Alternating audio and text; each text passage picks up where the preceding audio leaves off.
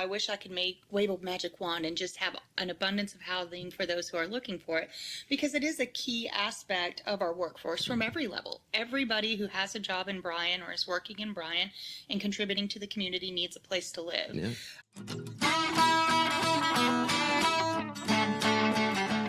Howdy, you're watching the Think Brazos Podcast. We host conversations with locals, politicians, and policy experts to help families thrive in Brazos County, Texas. So when you're thinking about how to make your community better, just remember, think local, think Brazos.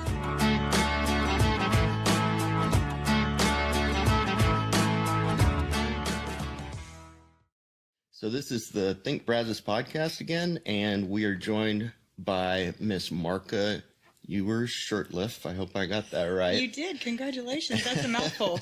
And she is running for single member District 5 for the Bryan City Council. So again, thank you for coming on the podcast. Yes, sir. Thank you so much for having me. Yeah.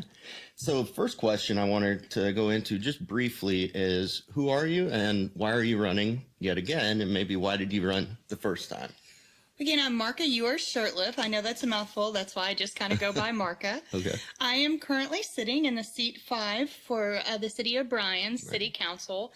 I am running again because I believe that Bryan's really on a great trajectory. We've been able to accomplish some really great things in the 2 years that I've been serving, and I want to stay in my seat to ensure we stay on that path. We have had a lot of work that's been put into the City of Bryan. I think anybody that goes downtown or drives by our Midtown Park or sees any of the great development we've been having, or is attuned to the economic development that we've been able to enjoy the success of, is aware that this has been a very long process. Over the last, say, 20 years, my predecessors who have been in leadership positions in the City of Bryan have really been working diligently on this. And from the LaSalle Hotel to the playground that's coming at Midtown Park, all of this hard work is really coming to fruition. And I want to continue to be in that seat to ensure we stay on that same path. And I want to ensure we have the same leadership with the same ideals, because I sincerely believe that it's beginning to pay off for the citizens of the City of Bryan. That's great.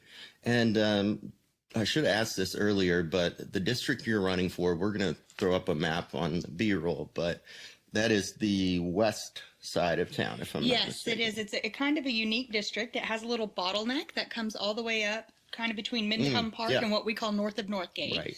That's our bottleneck in Bryan, and then it fans out and gets wider out into the entire west side, including the Edgewater communities, Traditions, Relis, all the way out. Yeah, so it's pretty diverse, large district. It is. It's got a little bit of everything, and I think that's what makes it so fun.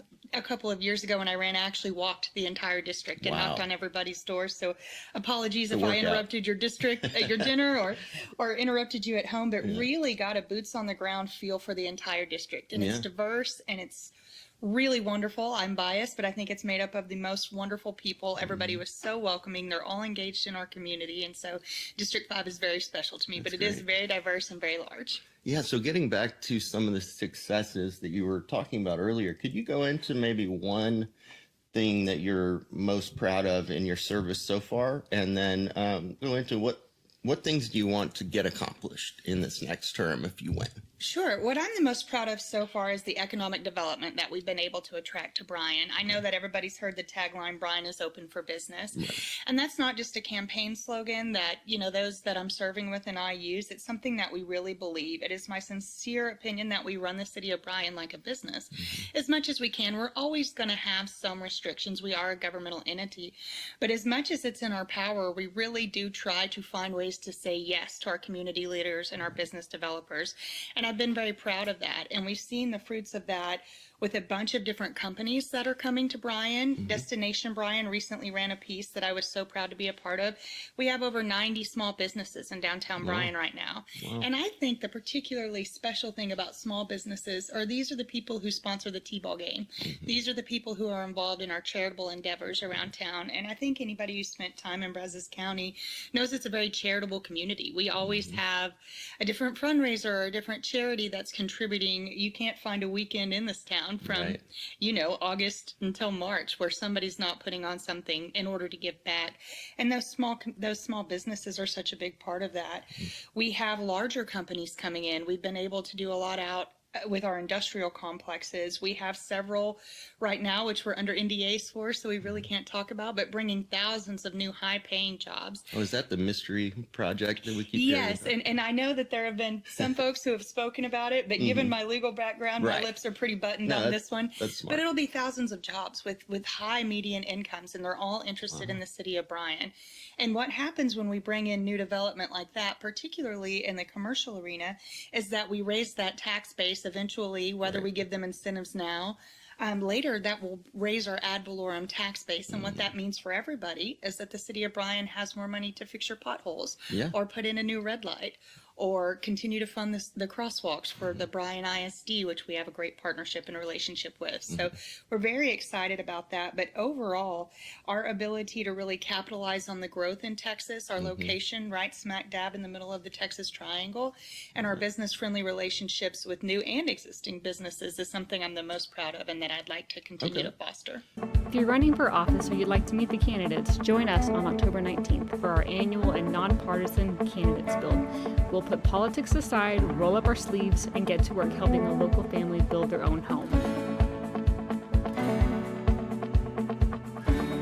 Some of what you started to head towards, I think, is if we are going to be bringing in a lot of these jobs, some of them higher paying, we're going to have to have a diversity of housing to be able to support them and keep them in our town. Absolutely. What do you think is Bryan's, or maybe you hope is Bryan's view of workforce housing going forward? And to me, workforce housing is the whole spectrum, you know, because you got to have different types. We do need a mix of housing. And I think for a while, Bryan really had an influx in a certain type of housing. Okay. And I would like to see more diversity in that. And sitting on city council, I wish I could wave a magic wand and just have an abundance of housing for those who are looking for it, because it is a key aspect of our workforce from every level. Everybody who has a job in Bryan or is working in Bryan and contributing to the community needs a place to live. Yeah. Unfortunately, right now, we also have to consider input cost, inflation, things that are far beyond the scope of what someone on city council could control. But I absolutely think it's a priority to try and facilitate a diversity of housing products. Now, as far as what can a city councilwoman do to ensure that, we're somewhat limited. However, we've been talking about different ways. It's my personal opinion that incentives are a great way to go. Okay. I prefer the carrot over the stick. I'm also very open to listening to our developers and our builders and our realtors and folks like y'all who have a pulse on exactly what the customer is looking for, because that is your area of expertise. Yeah.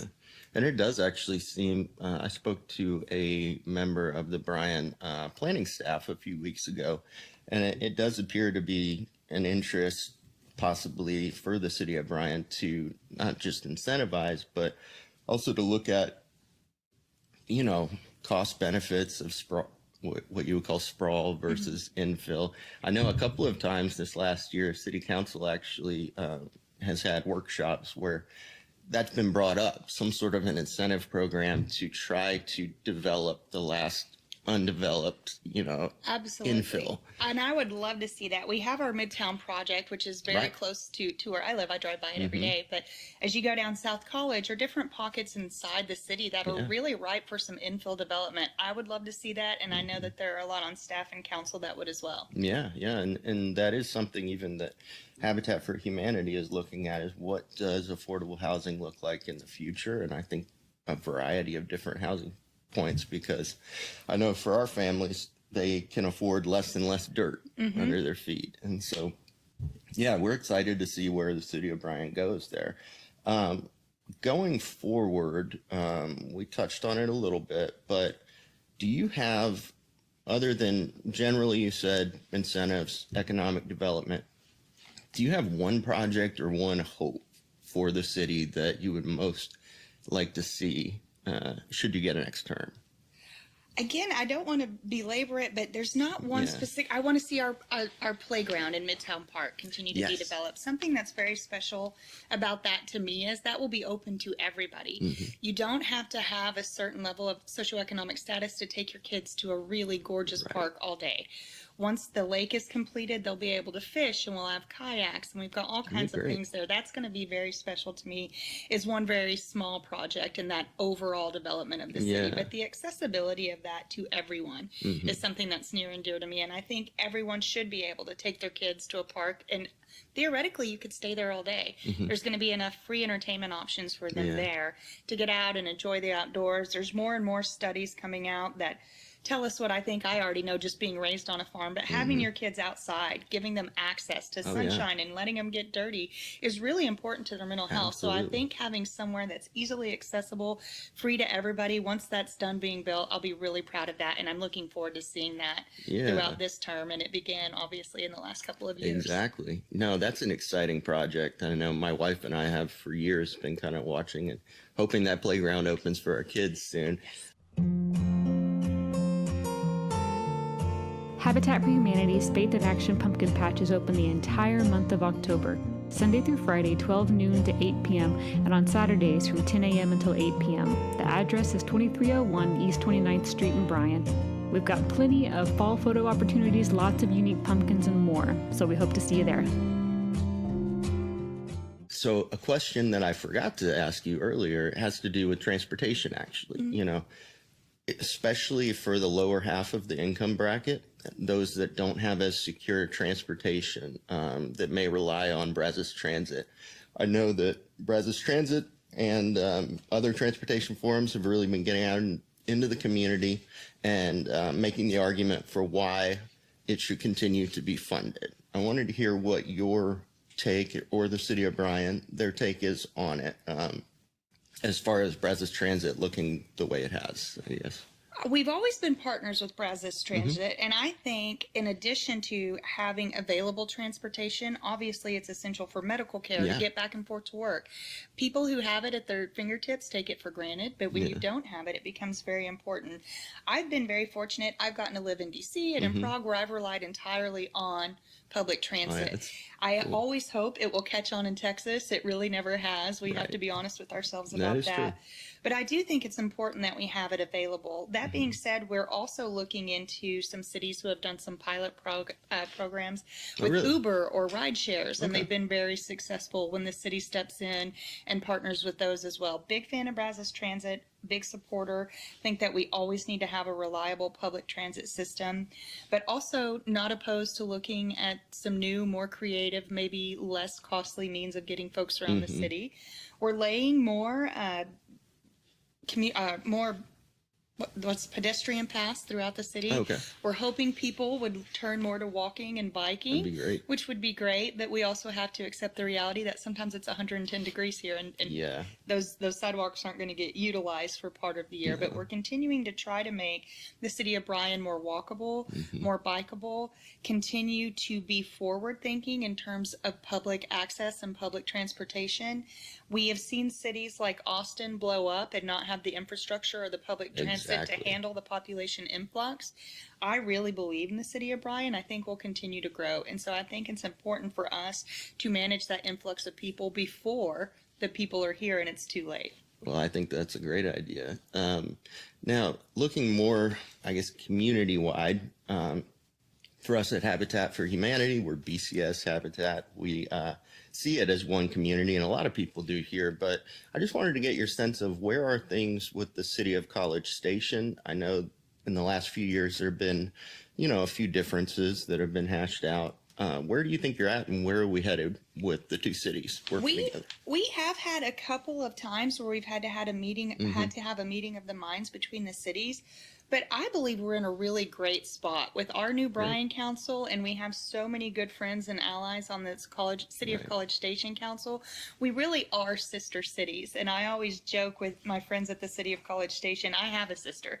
And so there's always going to be a little bit of that sibling rivalry, but at the end of the day, you're family, and what's good for College Station is good for Bryan and vice versa. I think over the last even 5 or 10 years, there's been giant inroads made between the two cities. And we both prosper and do better when we're working together. We were able to reach some compromises on some pretty big, pretty controversial things right at the beginning of the Bryan's new council's term. I was really proud of that, and those relationships have stayed solid. I have no problem just giving a call to some of my friends on the College Station City Council. I think they feel the same way. Their city manager. I'm happy to report that I think we've got a really great relationship, and I hope they feel the same way. But we're behaving as more of a team, which I think is the mature thing to do, and the thing that benefits the cities of both. The citizens of both cities. That's great. Well, before we wrap it up here, just kind of wanted to, first of all, ask you, are you planning to walk the whole district again? I would love to. This time, I just do not have time. So if y'all remember me last time or have any questions, please just give me a call and I'll be happy to swing by. I'm out of time this year. I don't have time to walk the entire I guess it's district. getting close. It is, but I'm still available. When I did that a couple years ago, I handed out my cell phone and a million business cards. So if anybody still has those, please feel free to reach out. I will be out at National Night Out tomorrow night, visiting my neighborhoods in my district, as many as I can squeeze in. I don't think I'll have time to pound as much pavement, but I'm absolutely available if anybody would like me to drop by and visit about anything that's going right or wrong in the district. Great.